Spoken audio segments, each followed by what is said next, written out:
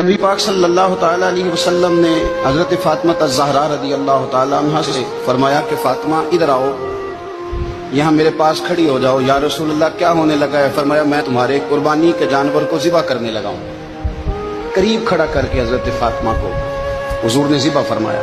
میں اکثر یہ بات آپ احباب سے عرض کرتا رہتا ہوں کہ نبی کریم علیہ السلام کے کاشانہ نور پہ 2-3 مہینے تک کھانا نہیں پکتا تھا، لیکن قربانیاں اللہ کے رسول ہر سال 2 دیا کرتے تھے۔ کھانا 2 مہینے نہیں پکا اور قربانیاں 2، اور 2 قربانیاں دے کے حضور فرماتے ایک میری طرف سے ہے، ایک میری امت کی طرف سے ہے۔ مولا کائنات شیر خدا حضرت علی المرتضیٰ رضی اللہ تعالیٰ عنہ گھر میں فقر رہتا تھا۔